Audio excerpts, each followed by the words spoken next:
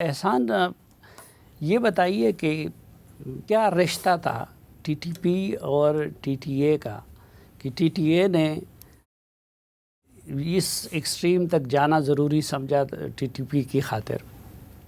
اس میں ایک چیز جس کو ہم اکثر اگنور کرتے ہیں وہ ہے نظریاتی تعلق. یعنی نظریاتی تعلق اتنا مضبوط ہوتا ہے کہ جو دو بھائی ہیں، یعنی ہم نے اکثر مثالیں دیکھی ہیں، خاص کر جو داعش ہے ان کی جانب سے، جب مڈل ایسٹ میں، عراق، شام میں وہ جب بنی اور انہوں نے بڑے علاقوں پہ قبضہ کیا، تو وہاں پہ یعنی لٹرلی وہاں پہ داعش میں ایک بیٹے نے اٹھ کے اپنے باپ کو قتل کیا، کیونکہ باپ ان کا سیکیورٹی فورسز میں تھا، کسی ملک کی آرمی میں تھا، اور بیٹا جو تھا وہ داعش میں تھا.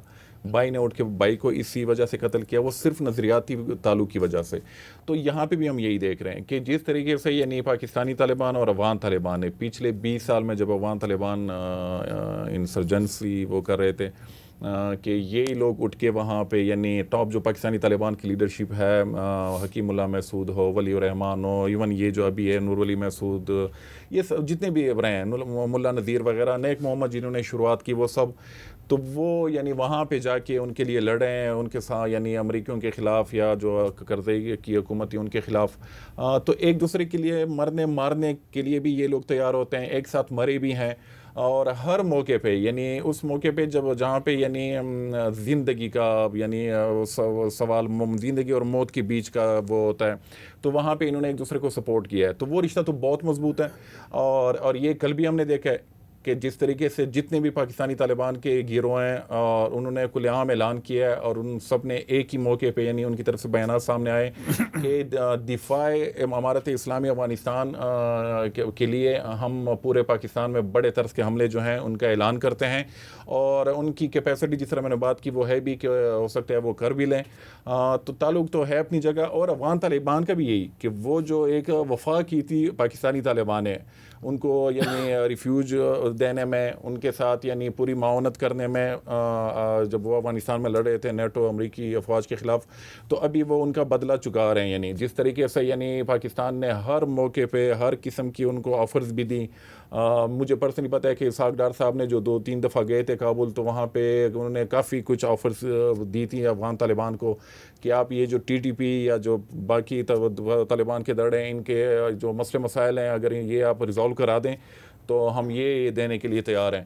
لیکن وہ اس تیار نہیں ہو رہے، بلکہ ابھی تو Afghan Taliban T T P کی وجہ سے خود بھی مر رہے ہیں. یعنی جو آپ نے بات کی کہ کس کا پلڑا باری ہے، تو جو رپورٹس آ رہی ہیں تو کہ اس میں افغان طالبان کے جو فورسز کے لوگ ہیں وہ بھی کافی تعداد میں وہ یعنی ٹارگٹ ہوئے ہیں. یہ ابھی بھی مجھے میسج آیا ہے کندہار سے کہ وہاں پہ دوبارہ کوئی اسٹرائکس ہوئی ہیں، ایک علاقے کو ٹارگٹ کیا گیا ہے. تو وہی بات ہے کہ جس طرح 20 سال پہلے یہ ایک دوسرے کے لیے مارنے کے لیے وہ تیار تھے، ایک دوسرے کو بچانے کے لیے تیار تھے، ابھی بھی ایگزیکٹ وہ چیز ہم دیکھ رہے ہیں. طاہر خان صاحب، ہمارے لوگ بار بار تانا دیتے ہیں یہ افغانستان کو اپنے احسانات کا، تو اگر ایک طرف ٹی ٹی پی کے احسانات کو انہوں نے اتنا یاد رکھا ہوا ہے، تو پاکستان کے احسانات کو کیوں وہ بھول چکے ہیں؟ ہاں، صحیح کہا آپ نے. لیکن افغانستان میں ایک اور سوچ ہے.